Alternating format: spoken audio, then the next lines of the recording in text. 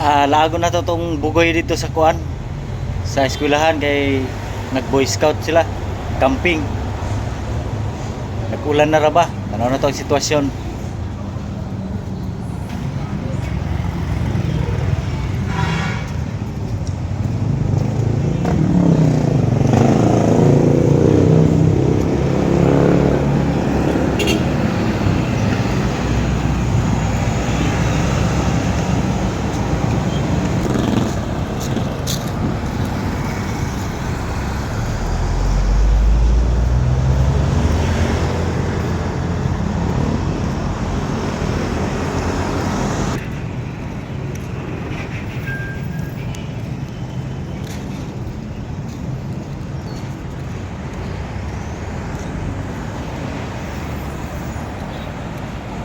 Kakatila lang ng ulan. Ano na yung eskwelahan nila mga guys.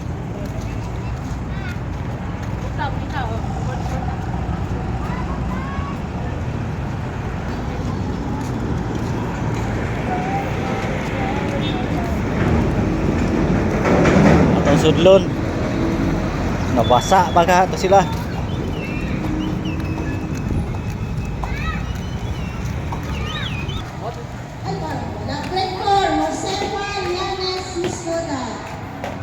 Oh, maayo kay nadri sa covered court sila. Josefa Llanes Biscoda. Ulitin, Josefa Llanes Biscoda.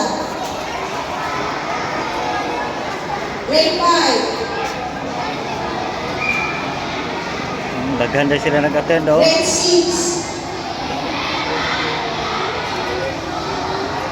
Another, ayun mo. So, kung tinanan ito, tinanan Josefa Llanes Biscoda sa Pilipinas, sino ang Pangulo na siya pumirma ng akda ito para sa mga kababalihan at magiging miyembro ang mga babaeng scouts. Recognize sila. Kanino movement ito? Pangulo nun, grade 4. Grade 4, alis na. Ay, wala. Grade 5, sino yung Pangulo na nag-sign doon?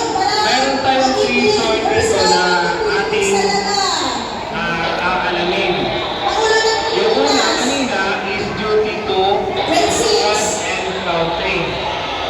Grade 6 ito. Bayan, Ay, siguro kayo sa unahin natin ang ating Panginoon at ang ating Sino? bayan. Right po sa atin, sino? Duty to Kaya others. tuloy-tuloy na handa ngayon, meron tayong Girl Scout of the Philippines.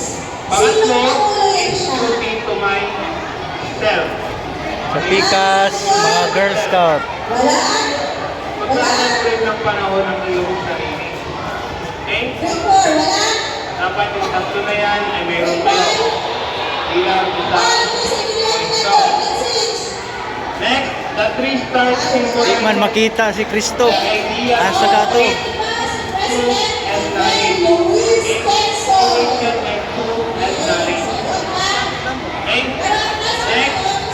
Anong grade ka? Saan ang grade 4 banda? They signify the stars Sa kabila. with speed or height during camp. They also stand for Dito tas Pikas, kaya na daw dito sa side ang grade 4. Just like the Luzon, Visayas, and Mindanao. So nakikita mo dyan sa inyong unit.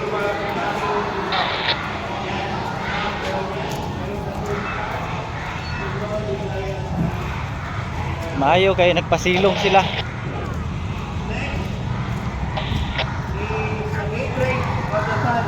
First, it governs the hope for our country, freedom. The significant way that the president for the country is the scout standing obligation. The single band arch of the middle of the 3 chord symbolizes the unity is the unity. Kita na ako guys, tura oh. Okay? Nakuha. Next is the scroll.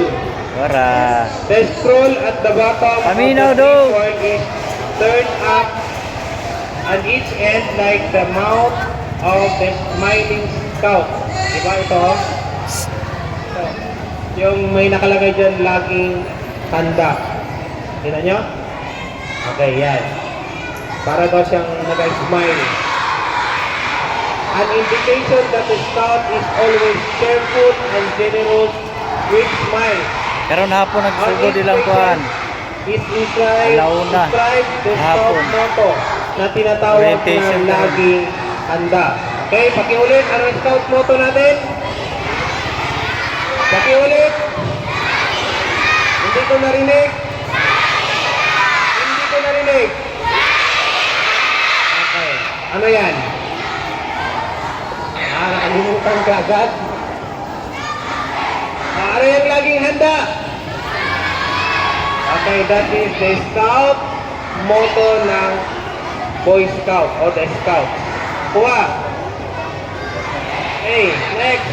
Hanging from the scroll is the rope with the simple overhand knot. It reminds that the scout does a good turn to someone every day. Do a good turn daily. Okay, kailangan na, ano ibig sabihin yan? Gumawa ng mabuti araw-araw. Okay? Huwag maging hambog. Kailangan na gumawa ng kabutihan. As a Boy Scout, okay, makikita rin natin yan kung nasa classroom ba kayo o nasa labas ng ating paaralan. Being a Boy Scout, kailangan mayroon kayong do a good turn daily. Okay? Gumawa ng kabutihan araw-araw. Hindi na kabulastugan. Nakuha? Ha? Kailangan mahalin ninyo ang inyong kapwa estudyante. Uli na ta sa balay.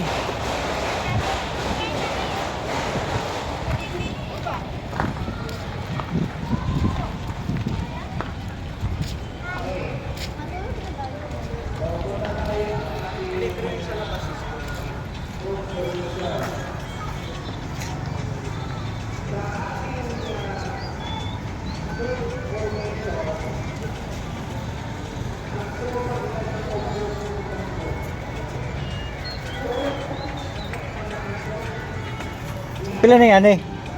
5 po. 25.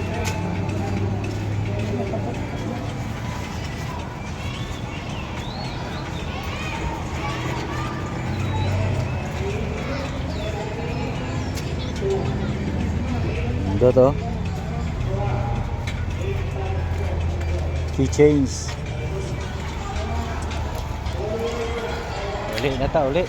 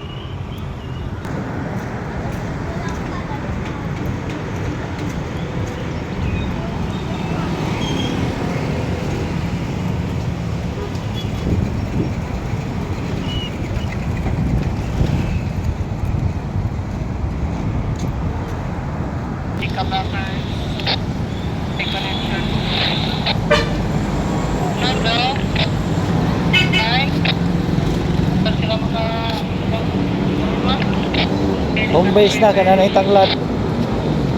Salamat sa pagtanaw.